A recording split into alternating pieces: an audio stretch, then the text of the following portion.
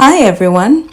Your girl has never used flaxseed gel on her hair ever, and I saw Discovering Natural do this recipe with flaxseed gel, aloe and ambunu, and I thought, wow, that's great. So she inspired me to try this out. Also, my sister loves to use gels on her hair but has never really tried a DIY, chemical-free one.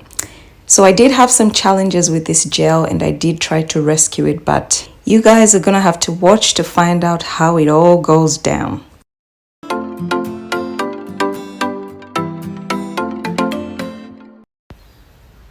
So for this recipe, we're gonna need some flax seeds, of course. I'm gonna be using these brown seeds that I had in the house. Flax seeds are really good for hair, and this is because they actually contain vitamin E, which is beneficial for the hair and the skin. They also help with improving circulation to the scalp, and we know that circulation aids in hair growth as well. I'm going to be using some Ambunu as well. I've done so many videos on Ambunu. I'll put a playlist above, but Ambunu helps, with strengthening the hair. It helps with cleansing the hair, and it's also a natural detangler. There's so many other benefits, but you guys check out the playlist to find out. I'm going to be using 1 cup of water, which I'm going to bring to the boil. And to that, I'm going to add a 1/4 cup of the flax seeds.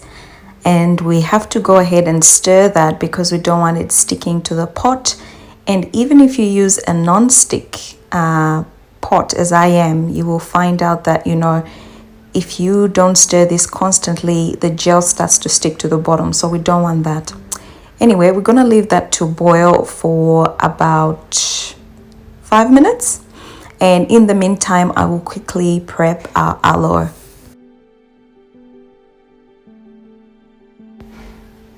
So for the aloe, we're going to need a medium-sized leaf. You can use a large as well if you've got that, but all I had was a medium. And we're just going to get rid of the sharp edges and cut it into small workable pieces before we scoop our aloe. Now, there's so many ways to do this. Some people like to, peel one side off and then scoop the aloe. Others, cut the aloe in half and then scoop either side. There's so many ways to do this. You can just figure out, what way works best for you.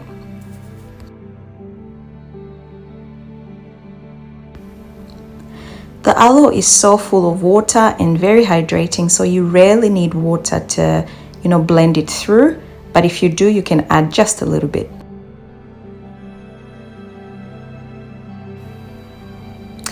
So back to check on our flax seeds that have been boiling or simmering, whatever you want to call it, for about 5 minutes. And as you can see, the mixture is quite thick now as compared to when we first started this process. What we want to do is turn off the heat, because once it's thickened, there's absolutely no need for us to continue to boil it. This is what it looks like after turning the heat off, and to that you just want to add a tablespoon of ambunu and stir that all up.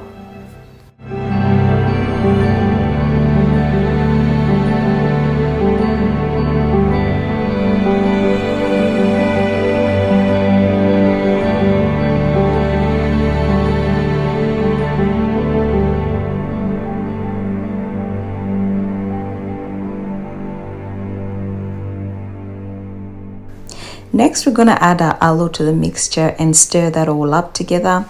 Now, you can strain your aloe prior to adding it to the mixture, or you can just add it as is and then strain everything together. Doesn't really make a difference.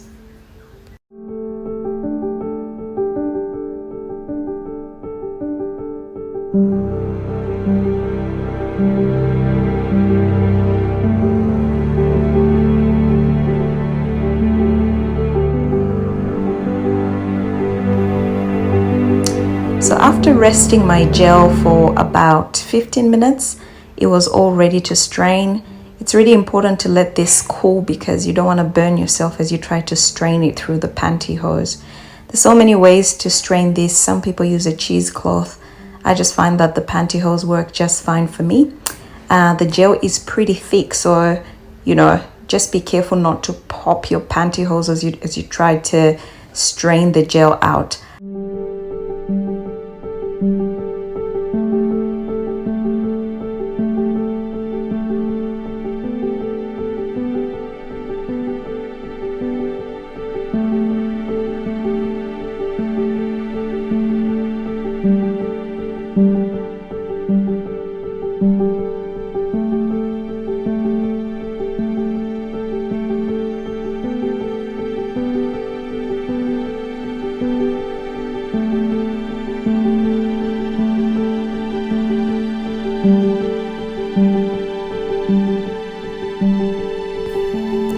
Look at how gooey this gel is.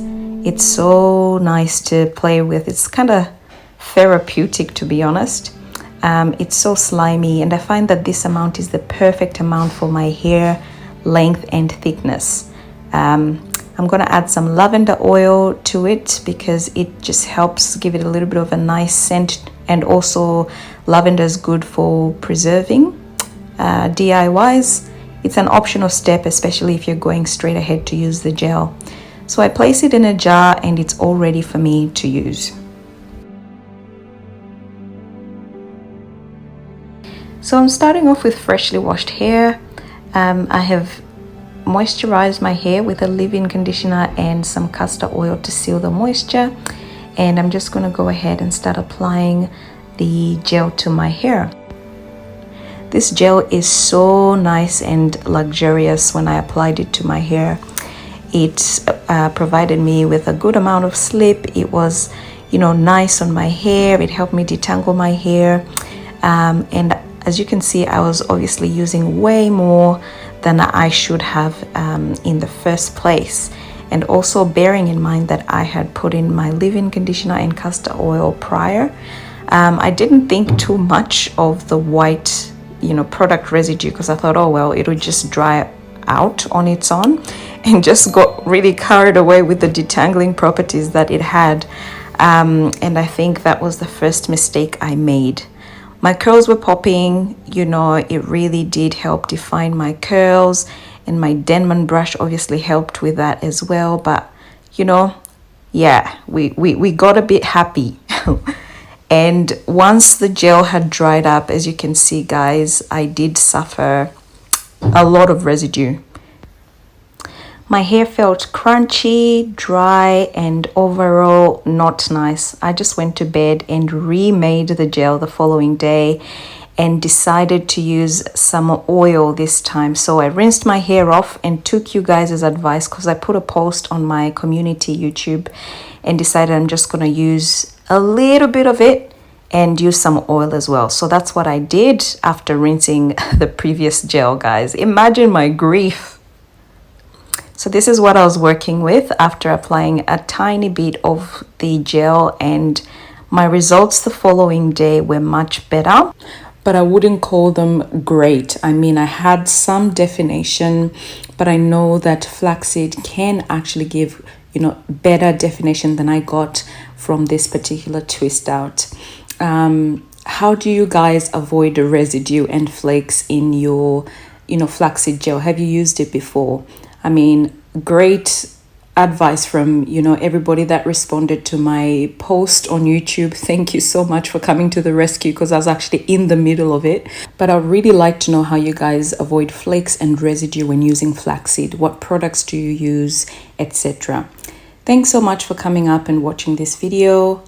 Until next time, it's Pamela Naturals.